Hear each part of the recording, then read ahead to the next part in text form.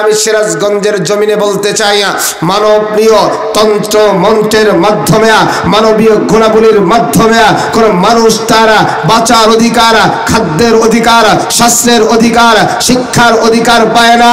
যদি মানুষ তার খাদ্যের অধিকার, বস্ত্রের অধিকার, শিক্ষার অধিকার, শ্রমিকের অধিকার, শিক্ষিতদের অধিকার যদি বাস্তবায়ন করতে চায়, ইসলামের কোনো বিকল্প নাই। ঠিক কিনা বলো?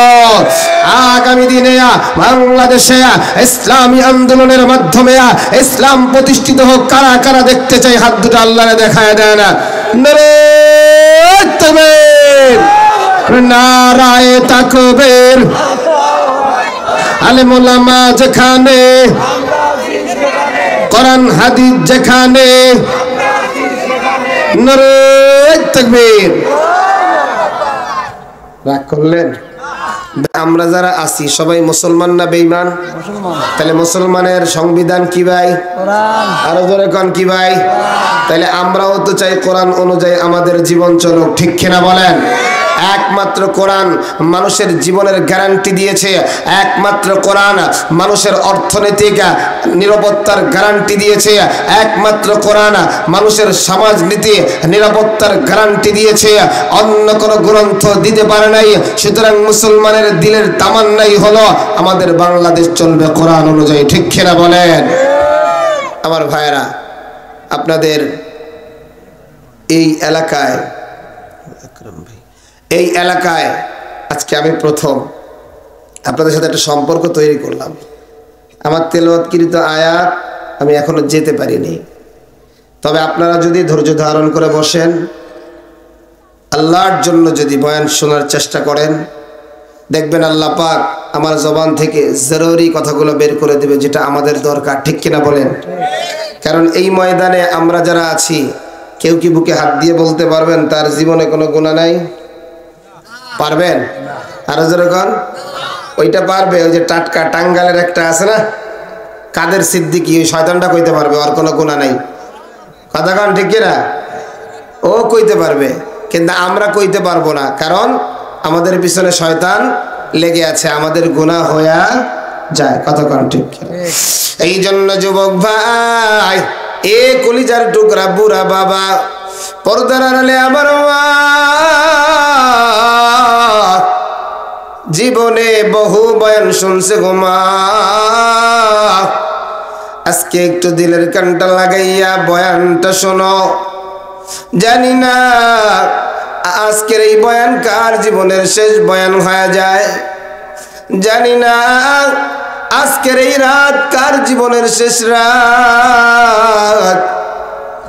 এই রাত যদি আপনার আমার জীবনের শেষ রাত হয়ে যায়, আর যদি কোরআন শোনার মধ্য দিয়া মাধ্যমে যদি রাতটা শেষ হয়ে যায়, আল্লাহর কসম বললেও ভুল হবে না, মরতে দেরি হবে, আল্লাহর তরি জান্নাত পাইতে দেরি হবে না। সুবহানাল্লাহ। এবার একটা বিষয় প্রশ্ন করতে চাই, আমরা বর্তমান যেই জায়গায় আছি এটাকে কি বলা হয়? দুনিয়া। কি বলা হয়? কি বলা হয়? দুনিয়া। এই দুনিয়ার আগে আমরা ছিলাম কোথায়? জান্নাতে। বলেন কোথায়? আরো জোরে কর না, কোথায়? আবার আমরা কেউ এই দুনিয়ায় থাকবো না, আবার যেই জায়গায় যাব ওই জায়গার নামও কি? সবাই বলেন, সবাই বলেন, একটু মুখ দিয়ে বের করেন না, ওই জায়গার নাম কি? ওই জান্নাতে কারা কারা যাবেন হাত দুটো দেখায় দেন। এবার হাতটা নামায়া দেন। আমার আল্লাহ জানাইয়া দেয়, ও জিহাদি সিরাজগঞ্জের মানুষ গুলারে জানাইয়া দে, সলঙ্গার বুড়া গুলারে জানাইয়া দে, আমি আল্লাহর জান্নাতটা কেমন, আমি আল্লাহর জান্নাতের একটু বর্ণনা দিয়ে দে। আমার আল্লাহ জানাইয়া দেয়, ওয়ালাকুম ফিহা মা তাশতাহি আনফুসুকুম ওয়ালাকুম ফিহা মা তাদউন।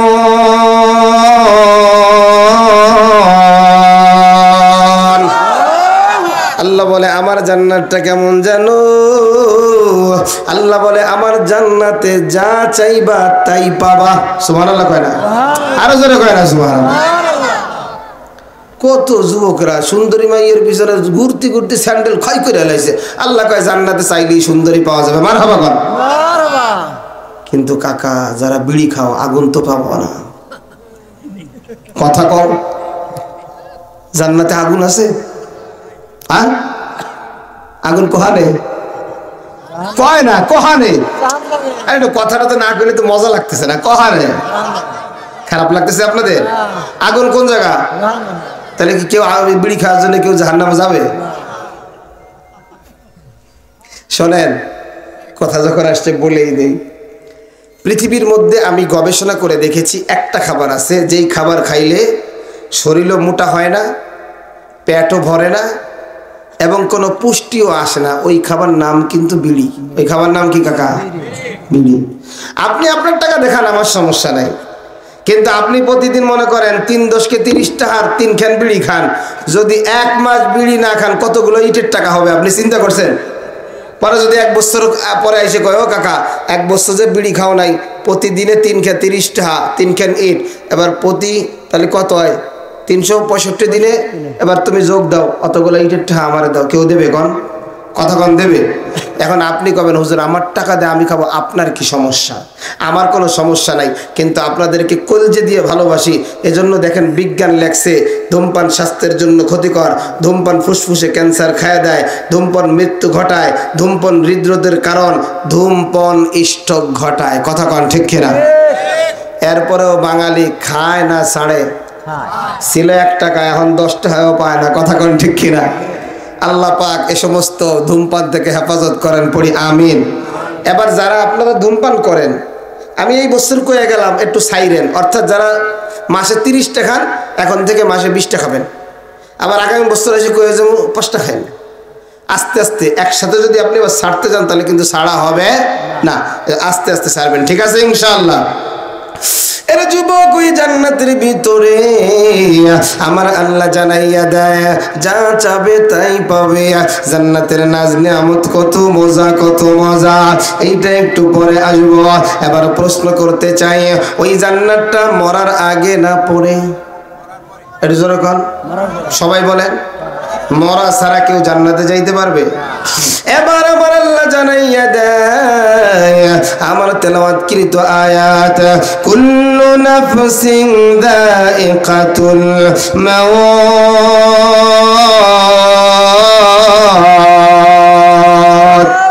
আরো জোরে বলেন আল্লাহু আকবার।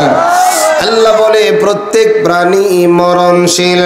এর যুবক, দুনিয়ার মধ্যেই একটা মাসআলা, হিন্দু বলো, বৌদ্ধ বলো, খ্রিস্টান বলো আর নাসারা বলো, সবাই একমত মরা লাগবে, মরণ থেকে কেউ পালাইতে পারবে না। এবার আপনাদের প্রশ্ন হতে পারে, ও জিহাদি ভাই, আমাদের যেহেতু মরা লাগবে, আল্লাহ তাহলে দুনিয়ায় কেন আমাদেরকে পাঠাইলে না? আল্লাহ জানে এই প্রশ্নটা আপনারা আমাকে করতে পারে না, এজন্য আমার আল্লাহ নিজেই জবাব দেয়, আফাহাসিবতুম আন্নামা খালাকনাকুম আবাসা আবাসা ওয়া আন্নাকুম ইলাইনা লা তুরজাউন। আল্লাহ বলে আন্নামা খালাকনাকুম আবাসা, আল্লাহ বলে রে গোলাম, আমি তোমাদেরকে অনর্থক বানাই নাই, আমি তোমাদেরকে এমনি এমনি বানাই নাই। আল্লাহর কাছে প্রশ্ন, আল্লাহ আপনি কেন বানাইছেন? আল্লাহ এবার জবাব দেয়, ওমা খালাকতুল জিন্না ওয়াল ইনসা ইল্লা লিয়াবুদুন।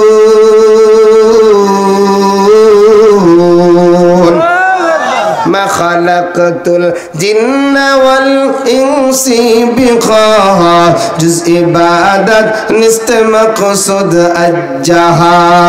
আল্লাহ বলে রে গোলাম, ইবাদত করবা আমি আল্লাহর, গোলামি করবা আমি আল্লাহর, দাসত্ব করবা আমি আল্লাহর। চিৎকার মেরে বলেন গোলামি হবে কার? আল্লাহ। আরো জোরে বলেন কার? এবার আল্লাহর কাছে প্রশ্ন, আল্লাহ তুমি বলো না তোমার গোলামি করব কতক্ষণ 1 মাস না 1 বছর 1 বছর না 10 বছর 10 বছর না 20 বছর কারণ আমগো সমাজে বহু মুসলমান আছে যদি বলি নামাজ কয় ওয়াক্ত 3 আঙ্গুল উস করে কয় 3 ওয়াক্ত আছে না নাই এক মাহফিলে কইলাম এই নামাজ কয় ওয়াক্ত একজন কয় 3 ওয়াক্ত আমি কই কাকা ব্যাপারটা কি আর একজন পাশ দিয়ে কয় কয় হুজুর উনি একটু বিকেলে বাজারে না গেলি ভালো লাগে না ওই বাজারে গেলে তো আসর মাগরিব ঈশা চিন্তা করছে বাজারে আইসি নামাজ না পড়লে কবে দাড়ি পাই কি একবারে কবরে সইলে গেলে ও নামাজ পড়ে না এই জন্য উনি ওই 3 ওয়াক্ত পড়ে জানি না কি জন্য পড়ে এই জন্য কইছে 3 ওয়াক্ত নাউজুবিল্লাহ পড়েন নামাজ কয় ওয়াক্ত আরো জোরে বলেন আল্লাহর ইবাদত কি খালি নামাজ না আরো কিছু আছে স্ত্রীরে খারাপ ভাষায় গালি দেওয়া তো ইবাদত না আরো জোরে কোন স্ত্রীরে আউলো লাঠি দিয়ে পিটেন হতো ইবাদত আর কয় তোরাও দিলাম তোর মারো আছে না নাই দিতে দিতে কোন পর্যন্ত যাবে হুশ পায় না কয় তোরেও দিলাম তোর মারেও দিলাম আছে না নাই হ্যাঁ জ্ঞান ধর্মীয় জ্ঞান কোরআনের জ্ঞান না থাকে এরা যুবক এবার আল্লাহর কাছে প্রশ্ন আল্লাহ তুমি তো বললা ইবাদত করব তোমার গোলামি করব তোমার এবার বলো তোমার গোলামিটা করব কতক্ষণ আল্লাহ বলে ওয়াবুদ রাব্বাকা হাত্তা ইয়াতিয়াকাল ইয়াকিন দেহের মধ্যে প্রাণ থাকবে যতক্ষণ আমার দাসত্ব আমার গোলামি হবে ততক্ষণ আয় আল্লাহ তাহলে কি বুঝা গেল এক সময় এই দেহের মধ্যে প্রাণ থাকবে না আল্লাহ বলে হ্যাঁ এই দেহের মধ্যে এক সময় তোমাদের প্রাণ থাকবে না আল্লাহ বলে কুল্লু নাফসিন যায়িকাতুল মাউত সুম্মা ইলাইনা তুরজাউন শুধু তোমরা না মানব বলো দানব বলো যত প্রকার হাইওয়ান বলো সব হাইওয়ানের দেহ থেকে প্রাণ পাখিটা বের করে নেওয়া হবে আয় আল্লাহ মানে আমাদের মরণ হবে আল্লাহ বলে হ্যাঁ তোদের মরণ হবে আয় আল্লাহ যদি আমরা এই মরণ থেকে পালাইয়া বেড়াইয়া মরণ থেকে কি আমরা বাঁচতে পারবো কিনা আল্লাহ বলে না না না قل لن ينفعكم الفرار إن فررتم من الموت মরণ থেকে যতই পালাও মরণ তোমায় লইবে ঘিরিয়া যদিও সুদূর আকাশ পানে পালাও যদি লাগাই সিরিয়া রে আমার যুবক এ আমার পর্দার আড়ালের আম্মা জানেরা তাহলে আমরা বুঝতে পারলাম মরণ থেকে কেউ পালাইয়া বেড়াইতে পারবে না মরণ হবি ডানে বামে তাকাইয়া দেখে না আপনার আমার বয়সে ছোট অনেকে দুনিয়ার জমিন থেকে বিদায় হয়ে গেছে অনেকের মা বাবা আছে সন্তান নাই অনেকের বড় ভাই আছে ছোট ভাই নাই মানে আসার সিরিয়াল আছে কিন্তু যাওয়ার কোনো সিরিয়াল নাই এর চলঙ্কের যুবক এ সিরাজগঞ্জের বুড়া বাবা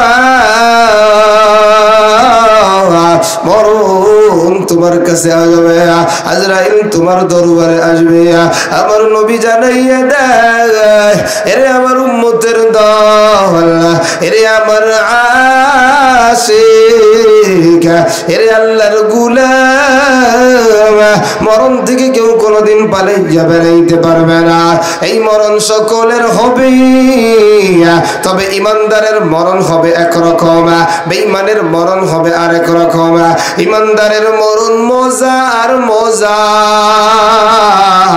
বেঈমানের মরণের মধ্যে সাজা আর সাজা আমার নবী জানাইয়া দেয় ইমানদারের যখন মরণ হয় ওয়াইন্নাল আবদাল মুমিনা ইমানদার দিনদার পরহেজগার মুত্তাকিয়া আপনাদের মতো যারা আল্লাহ ওয়ালা এদের যখন মরণ হয় মরণের আগে আগিয়া এদের আত্মাটাকে স্বাগত জানানোর জন্য মহান আল্লাহ আসমান থেকে হাজার হাজার ফেরেশতা জমিনে পাঠায় এটা জোরে কর না সুবহানাল্লাহ ফেরেশতাগুলা ইমানদার বান্দাবান্দির সামনে এসে বসে থাকে। আজকে বয়ানটা দিলের কানটা লাগায় শুনবেন, বিষয়ভিত্তিক আলোচনা হওয়াটা খুবই জরুরি। আজকে একবার এখান থেকে সেখান থেকে আলোচনা করা হয়, মানুষ মূল একটা বিষয় বুঝতে পারে না। আজকে মৃত্যুর যন্ত্রণা নিয়ে আলোচনা হবে। ইমানদারের মরণ কত মজা, বেঈমানের মরণে কত সাজা। ইমানদারের মরণ যখন হয় কত আনন্দ, বেঈমানের মরণ যখন হয় কি পরিমাণ শাস্তি আর যন্ত্রণা। এটা শুনে নিজের জীবনের আমল পরিবর্তন করা যাবে তো ইনশাআল্লাহ। আমার নবী জানাইয়া দেয়, যুবক দেখেন না এটা একটু দেওয়া যায় কিনা, যেভাবে গড়া টানতেছে, এ তো কালকে তো নীলফামারীতে গিয়ে বয়ানই করা যাবে না, কি এক অবস্থা। আল্লাহু আকবার। এভাবে ওয়াইনাল আবদাল মুমিনা, আল্লাহর নবী জানাইয়া দেয় ঈমান বা মুমিন বান্দাদের যখন মরণ হয়, আসমান থেকে হাজার হাজার ফেরেশতা এদেরকে আমার আল্লাহ এদের সামনে পাঠাইয়া দেয়। ফেরেশতারা যখন আগমন করে, ফায়াতিয়ানিহি মালাকুল মাউত, এমন সময় মালাকুল মাউত আজরাইল হাজির। আজরাইল ইমানদার বান্দা বান্দির পাশে আইসা, আপনাদের মতো যারা গভীর রাত্রে উপরেও ঠান্ডা নিচেও ঠান্ডা, এই ঠান্ডার মধ্যে প্যান্ডেলে বইসা যারা বয়ান শুনে, আজরাইল এদের কানের কাছে গাইসা আইসা বলবে, ও আল্লাহর গোলাম, আর টেনশন করিও না, আর চিন্তা করিও না, মহান আল্লাহর সালাম গ্রহণ করো। সালামুন কাওলাম মির রাব্বির রহিম।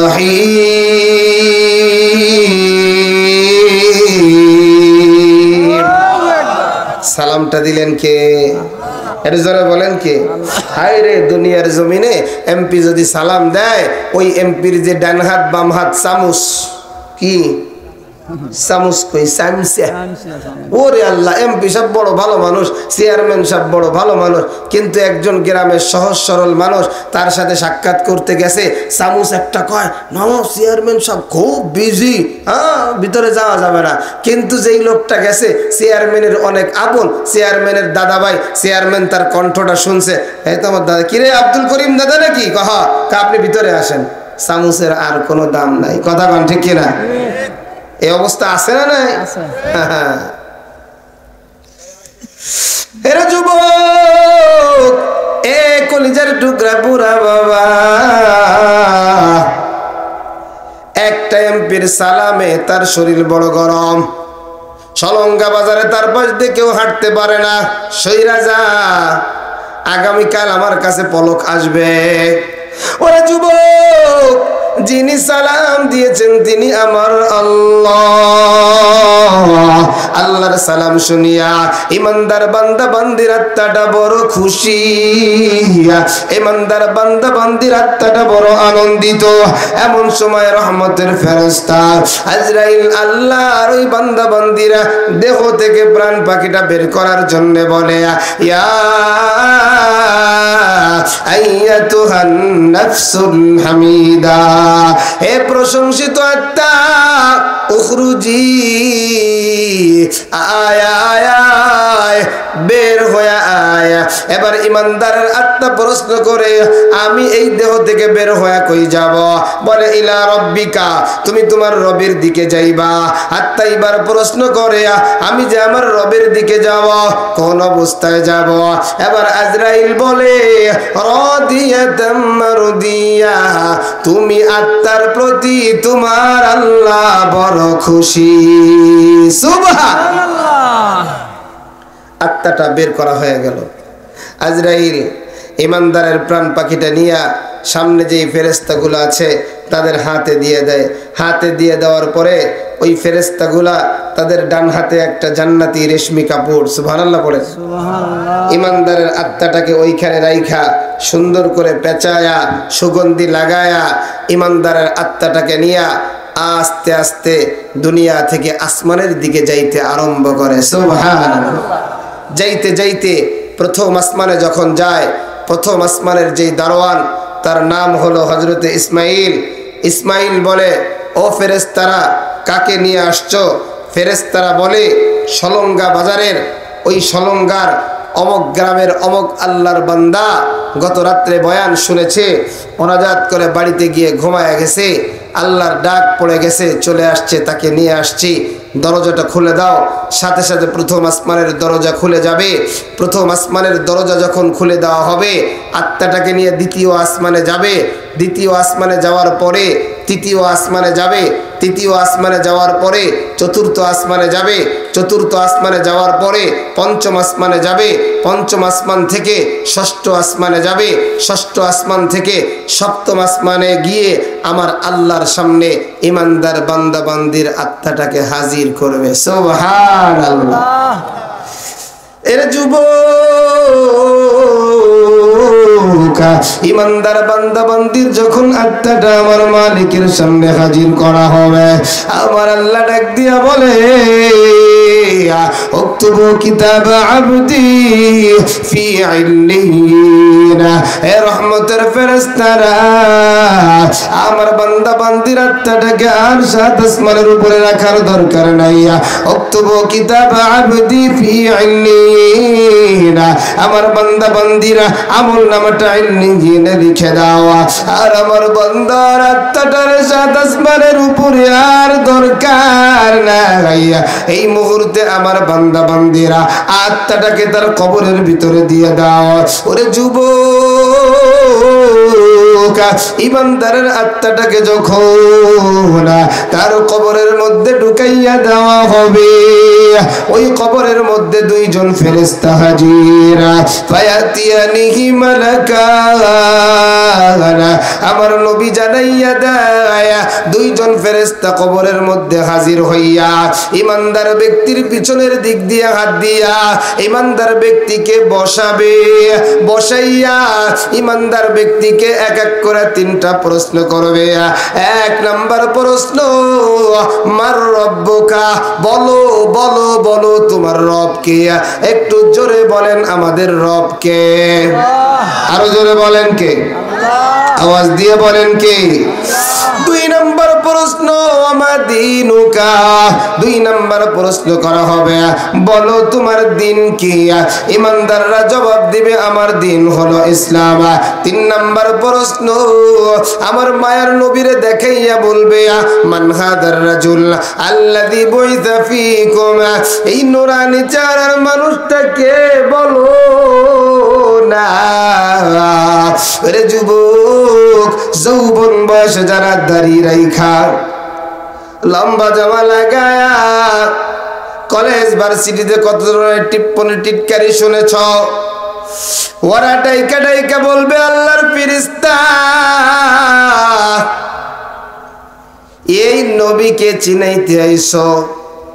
এই নবীরে চিনতে গিয়া দুনিয়ার জমিনে কম তিরস্কার শুনি নাই, জঙ্গিবাদ উগ্রবাদ মৌলবাদের কম ট্যাগ লাগাই নাই। আজকে এই নবীরে চিনাইও না, ইনি হলেন হাদা নবিয়ুনা মুহাম্মাদুর রাসূলুল্লাহ সাল্লাল্লাহু আলাইহি ওয়াসাল্লাম।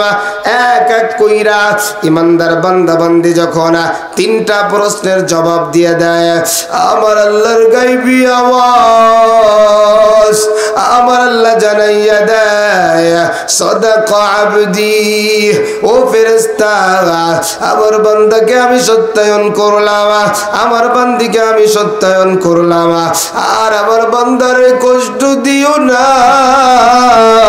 আর আমার বান্দিরে কষ্ট দিও না। এই মুহূর্তে তাড়াতাড়ি জান্নাতের ভিতরে চইলা যা, ওই জান্নাতের ভিতরে গিয়া জান্নাতি পোশাকটা নিয়া আমার বান্দার শরীরের মধ্যে পরায়া দে। আমার বান্দা এই মাটির বিছানায় কেমন করে ঘুমাবে? আমার বান্দা শীতের মধ্যে জাজিমের উপরে ঘুমায়, ঠান্ডা লাগতো। আজকে বান্দার ডানেও মাটি, আজকে বান্দার বামেও মাটি, আজকে বান্দার সামনে পিছনে মাটি। এই মাটিতে আমার বান্দা ঘুমাইতে পারবি না। সুতরাং ওই জান্নাতের ভিতরে গিয়া বিছানা আইনা আমার বান্দা বান্দির কবরের ভিতরে জান্নাতি বিছানাটা বিছায়া দাও। আমার আল্লাহ এবার ফেরেশতাগুলারে ডাইকা ডাইকা বলে, ও রহমতের ফেরেশতা, আমার বান্দা দুনিয়ার জমিনে একা একা একটা রুমের মধ্যে ঘুমাইতে বড় ভয় পায়। পাশের রুমে তার বাবা ঘুমায়, পাশের রুমে তার মা ঘুমায়, কিন্তু পাশের রুমে একা একা ঘুমাইতে পারি না। কে যেন তাকে ঠাইসে ধরবে এইটা মনে করে।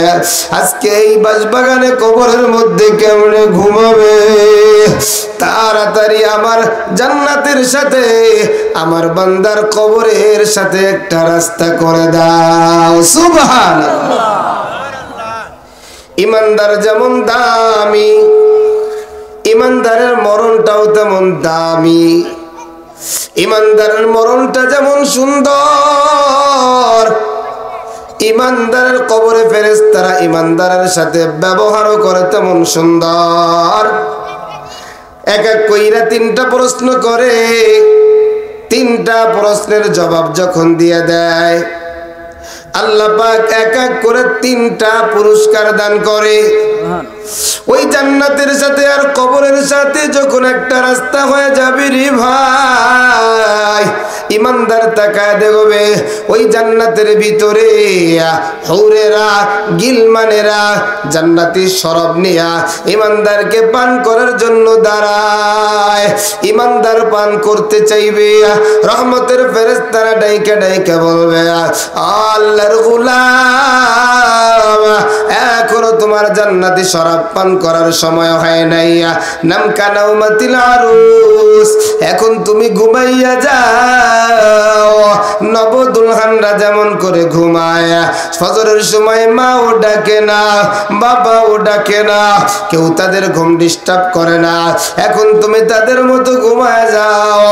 ইসরাফিল যেদিন কিয়ামতের ময়দানে সিংহায় ফুৎকার দিবে, ওই দিনেই কবর থেকে উঠিয়া হাসতে হাসতে আল্লাহর তরি জান্নাতের মেহমান হয়ে যাইবা। সুবহানাল্লাহ। এর সলঙ্গার যুবক, কে কলিজার টুকরা বুড়া বাবা, পর্দার আড়ালে আমার মা, দিলের কানটা লাগাইয়া বয়ান শুনুরে। ইমানদারের মরণ যত ভালো, কবরের মধ্যে ব্যবহারটা তার চাইতে আরো ভালো। আমার নবী জানাইয়া দেয়, ওয়া ইন্নাল আবদাল ফাজিরা, আর যদি বেঈমান বেনামাজি সুদখোর জিনাকার বেপরদাওয়ালা মা বাবার অবাধ্য সন্তানের যখন মরণ হয়, আসমান থেকে শত শত ফেরেশতারা পচা দুর্গন্ধ একটা সালার চট নিয়ে আগমন করে। ওই ফেরেশতারা যখন আসে, এমন সময় আজরাইল আসিয়া ফায়াতিয়া বিহি মালাকুল মাউত, বেঈমান বেনামাজি সুদখোর জিনাকার বেপরদাওয়ালা এদের সামনে যখন আজরাইল আগমন করে, আজরাইলের একটা পা থাকে জমিনে আর একটা পা থাকে আসমানে। আজরাইলের চোখগুলা বড় বড় হয়ে যায়, চোখ দিয়ে আগুন বের হয়। আজরাইলের যতগুলো ফসম আছে, ফসমের গুড়াগুলা দিয়ে আগুন বের হয়। ওই আজরাইলের হাতে জাহান্নামী আগুনের তৈরি একটা মুগুর থাকে রে ভাই। বেঈমান বেনামাজি আজরাইল রে দেখা চিনা ফালায়, সুদখোর জিনাকার আজরাইল রে দেখা চিনা ফালায়। আজরাইল রে দেখা বেঈমান বেনামাজি সুদখোর জিনাকার তার আত্মাটা খালি দৌড়ায় দৌড়ায়, পুরা দেহের মধ্যে আত্মাটা ছটফট করে, আত্মাটা আর বের হতে চায় না।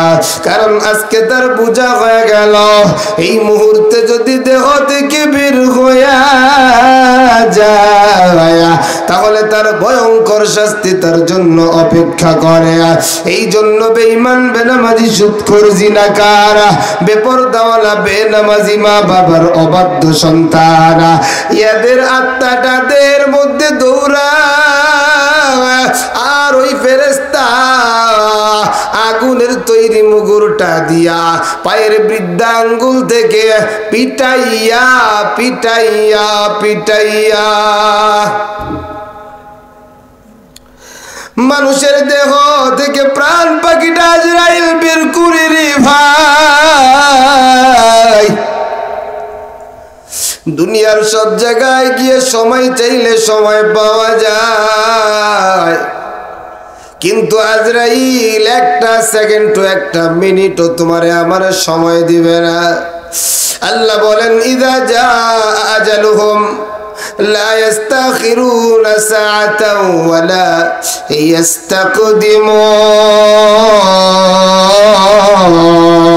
ইস্তাকদিমুন। এক সেকেন্ড আগেও কারো মরণ হবে না রে ভাই, এক সেকেন্ড পরেও কারো মরণ হবে না।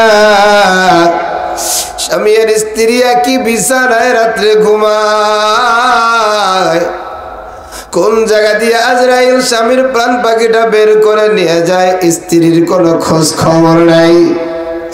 এর যুবক দেখো না বেঈমানের মরণটা কত ভয়ঙ্কর।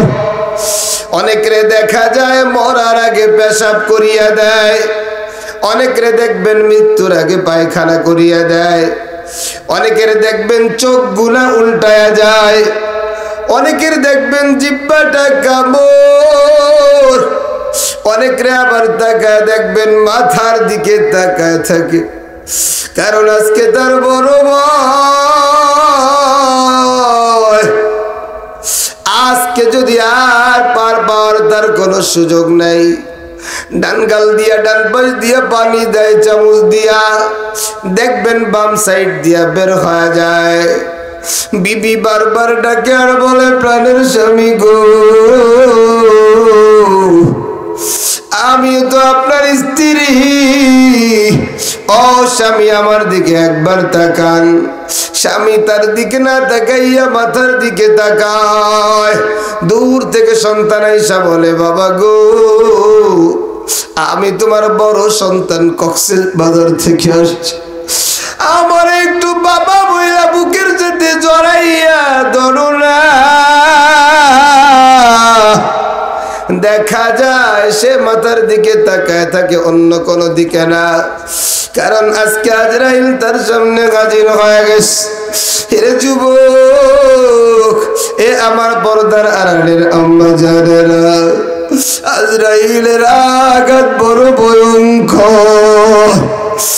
একই বিছানায় স্বামী স্ত্রী ঘুমায়, কোন জায়গা থেকে আজরাইল আইসা স্বামীর কলজার মধ্যে এত জোরে আঘাত করছে, আঘাতটা করার সাথে সাথে কলজার সবগুলা রক ঠাস ঠাস করে ছিঁড়িয়া যায়।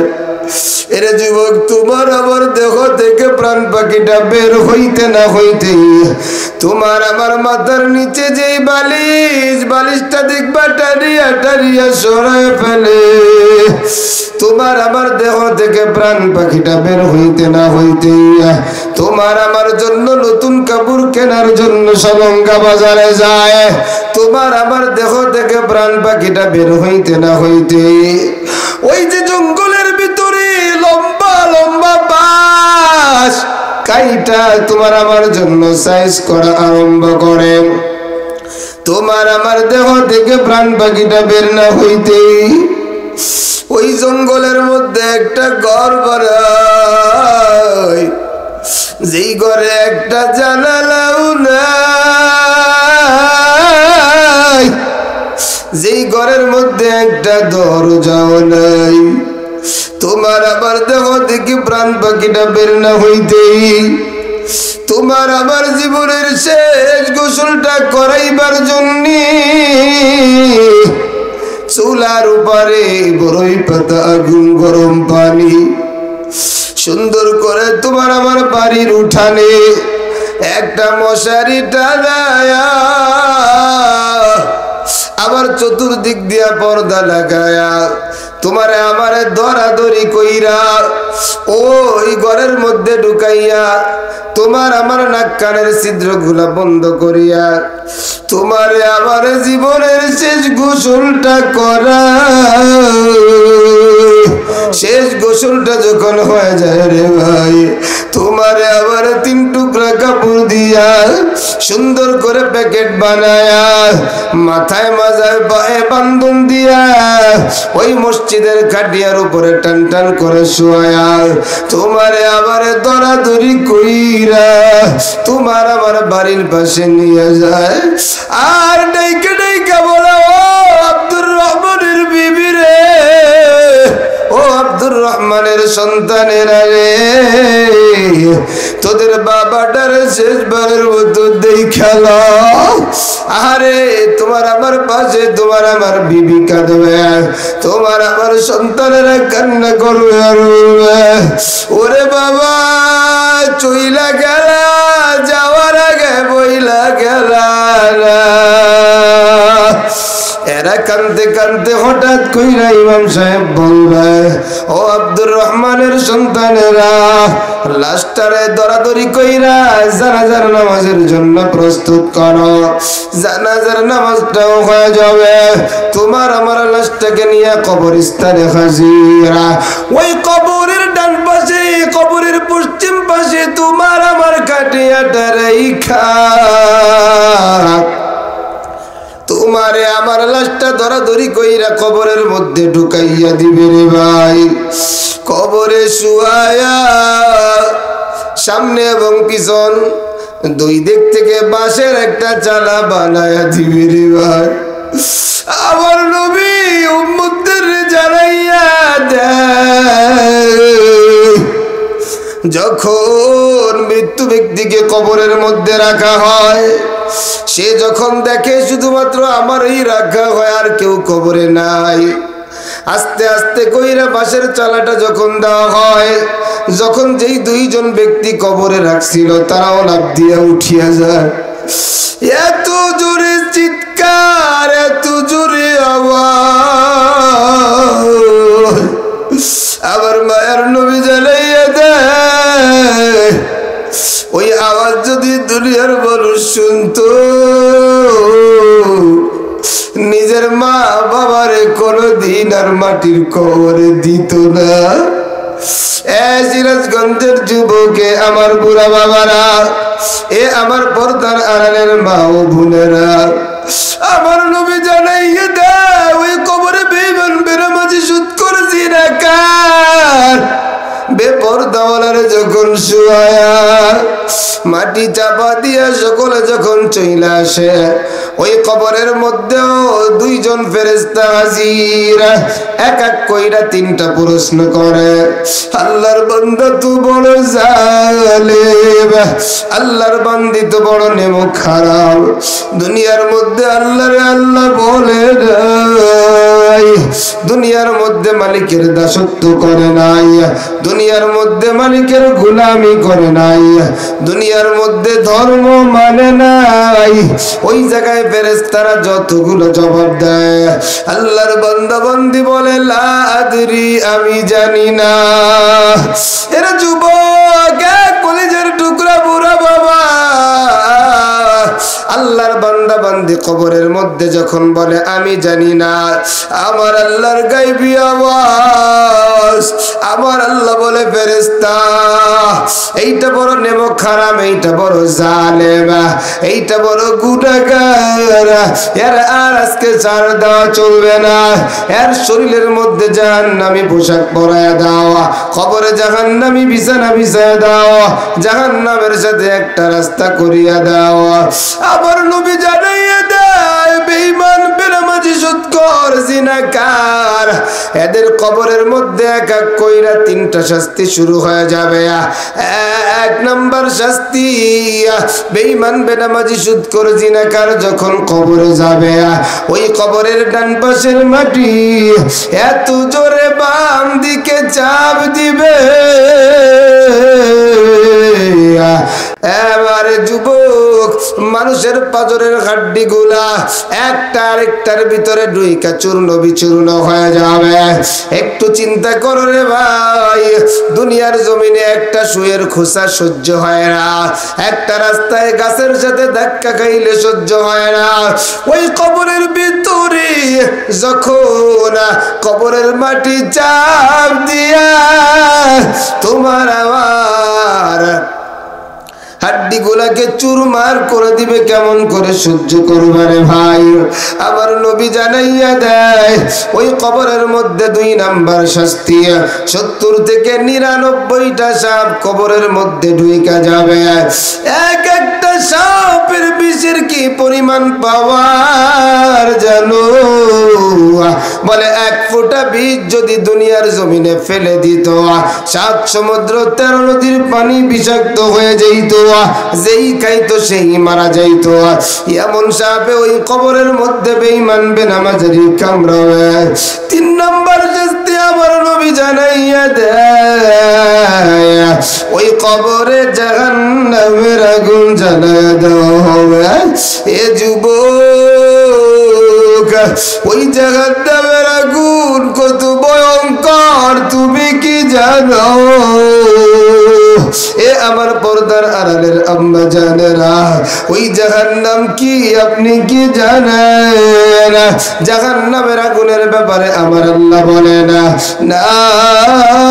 নারুল্লাহ আল্লাতী তাত্তালিউ আলাল আফিদা।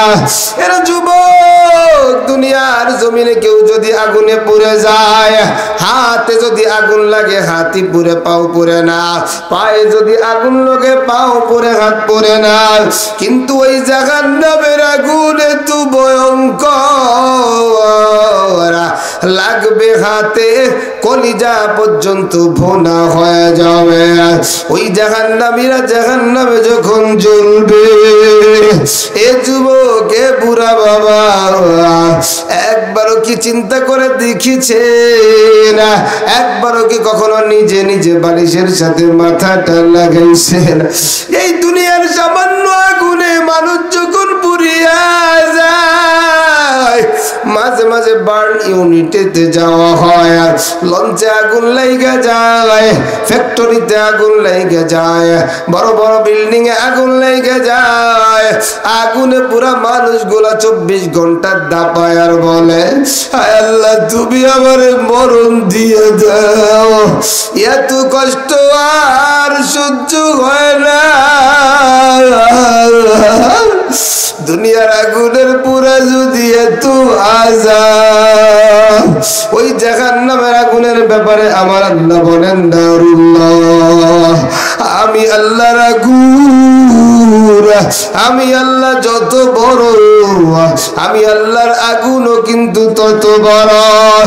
এ যুবক, এ বুড়া বাবা, আমলটা যদি খারাপ হয়, বেঈমান হয়ে যদি মারা যাওয়া, ওই কবরের মধ্যে জাহান্নামের আগুন জ্বালায়া দেওয়া হবে। জাহান্নামীরা জাহান্নামে জ্বলতে জ্বলতে জ্বলতে জ্বলতে এক পর্যায়ে আল্লাহর কাছে খাবার চাবে।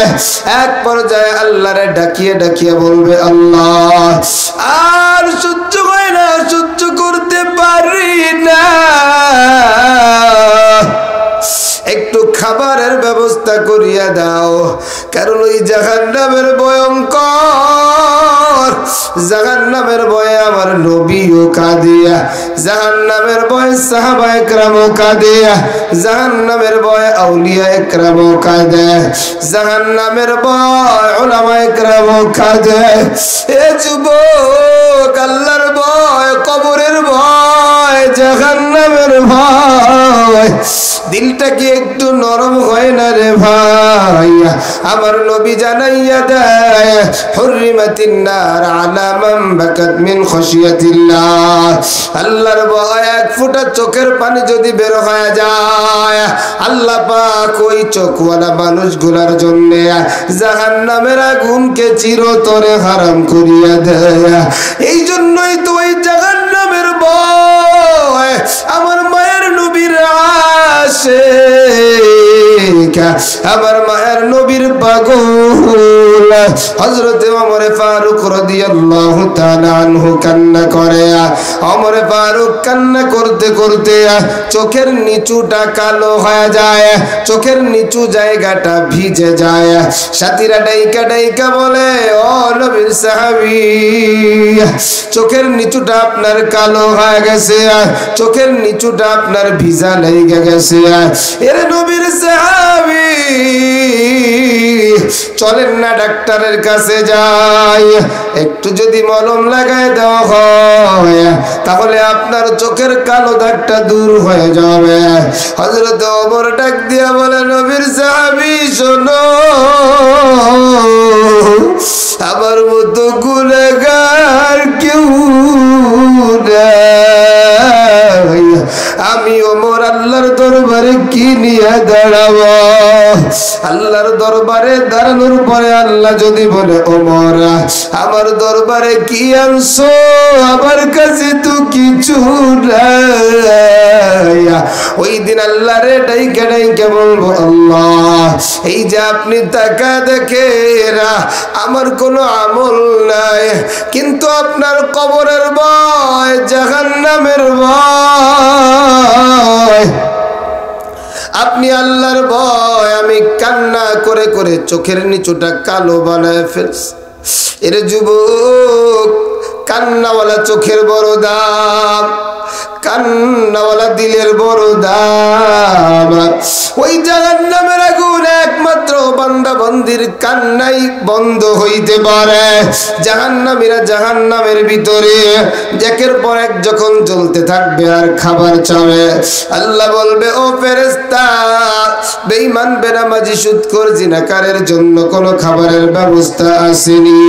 এমন সময় ফেরেশতারা বলবে, আল্লাহ এদের জন্য কোনো খাবার নাই, তবে একটা খাবার আছে, ওই জাক্কুম ফল বেঈমান বেনামাজির সামনে যখন হাজির করা হবে, জাক্কুম ফলটা পাইয়া মুহূর্তের মধ্যে গলার ভিতরে ঢুকায়া দিবে। ফলটা বের হবে না, নিচেও যাবে না, কাটা গিয়া গলার ভিতরে ঢুইকা যাবে। এমন সময় আল্লাহর জাহান্নামী বান্দা বান্দীরা বলবে, আল্লাহ পানি দাও, পানি। এমন সময় এদেরকে পানি দেওয়া হবে, ওই পানিটা আবার স্বাভাবিক কোনো পানি না। আল্লাহ বলে, ইল্লা হামিমান ওয়া গাসসাকা, আল্লাহ বলে এত ফুটান্ত গরম পানি রে ভাই, যেই পাত্রের মধ্যে করে আনবে ওই পাত্রটাও থাকবে আগুনের। আল্লাহর বান্দা বান্দি এই পানি দেইকা খাইতে চাইবে না। আল্লাহর ফেরেশতারা জোর কইরা গালটা রাখা করায়া এই পানিটা যখন গলার ভিতরে দিয়ে দিবে, পেটের ভিতরে পানিটা গিয়া পেটের নাড়ি গুলা পচায়া গালায়া পিছনের রাস্তা দিয়া জুব জুব করিয়া বের কইরা দিবে। এ সিরাজগঞ্জের যুবক, পরকালের শাস্তি শুরু আছে, শেষ নাই। দুনিয়ার শাস্তির শুরুও আছে, শেষও আছে। এজন্য আমার নবী বলেন, পাপাচারের আত্মাটা বের হইলে এই অবস্থা হবে। এবার আপনি চিন্তা করেন, আপনার মরণটা কি ইমানি মরণ চান, নাকি আপনার মরণটা বেঈমানের মরণ চান? ইমানি মরণ যদি চাও রে যুবক, ইমানি মরণ চান যদি রে বুড়া বাবা, এ আমার পর্দার আড়ালের মা ও বোনেরা, ইমানদারি যদি মরণ চাও, আল্লাহ আমার জানাইয়া দেয়, দুই গুণওয়ালা হয়ে যাও। আল্লাহ বলে, ইন্নাল্লাযীনা আমানু ওয়া আমিলুস সালিহাতি কানাত লাহুম জান্নাতুল ফিরদাউসি নুজুলা। আল্লাহ বলে, এক নাম্বার গুণ, ইমানওয়ালা হয়ে যাও, ইমানওয়ালা হয়ে যাও। দুই নাম্বার গুণ, আমলওয়ালা হয়ে যাও। ইমানটাকে নির্ভেজাল করো, একমাত্র মাথা নত আল্লাহ ছাড়া আর কারো সামনে করব না। হাজির নাজির একমাত্র আল্লাহ, গায়েব জানে একমাত্র আল্লাহ, আমারে আপনারে যিনি খাওয়ায় তিনিও আল্লাহ। দুই নাম্বার আমল, আমল, আমল, 5 ওয়াক্ত নামাজ পড়া আরম্ভ করিয়া দাও। মা বোনেরা পর্দা করো, হালাল খাও, হারাম থেকে বেঁচে থাকো, সত্য বলো, মিথ্যা বলা থেকে বেঁচে থাকো। এরা যুবক, পরিবারের মধ্যে শান্তির বাতাস যদি বইতে চাও, পরিবারে গ্যাঞ্জাম করিও না, গালাগালি ফস্তাফস্তি করিও না। স্বামী আর স্ত্রী দুইজন ধার্মিক হয়ে যাও, আল্লাহর হুকুম মেনে নাও, নবীর তরিকায় চলো। মা বাবার অবাধ্য হইও না, স্ত্রীরা স্বামীর অবাধ্য হইও না, স্বামীরা স্ত্রীদেরকে কষ্ট দিও না, বউ শাশুড়ি ঝগড়া করিও না। কারণ কি জানো, ঝগড়াটা লাগায় হলো মিস্টার ইবলিস। ঝগড়া আছে শয়তানের পক্ষ থেকে। যেই পরিবারে ঝগড়া লাইগা থাকে ওই পরিবারে কোনো শান্তি নাই, শান্তি নাই। এই জন্য আমার আল্লাহ বলেন, কুল্লু নাফসিন যায়িকাতুল মাউত। এরে আমার বান্দা বান্দি শোন, এই দুনিয়ায় কেউ থাকতে পারবি না, আমি আল্লাহর দরবারে তোদের হাজিরা দেওয়া লাগবে। সুতরাং মরা তো লাগবে, মরাটা যেন ইমানদারের মরণ হয়, বেঈমানের মরণ যেন না হয়। মরাটা যেন আল্লাহওয়ালার মরণ হয়, বেঈমানের মরণ যেন না হয়। কারা কারা ইমানদারি মরণ পাওয়ার জন্য রাজি, হাত দুটো আল্লাহরে দেখায় দাও। আয় আল্লাহ, আপনি দেখেন কনকনা শীতের মধ্যে গভীর রাত, আপনার বান্দা বান্দিরা ইমানদারির মরণ চায়। বেঈমানের মরণ বড় ভয়ঙ্কর, কেউ বেঈমানের মরণ চায় না গো আল্লাহ। সবাই রে তুমি হেদায়েত দিয়া, সবার দিলটাকে তুমি কাল্লাওয়ালা দিন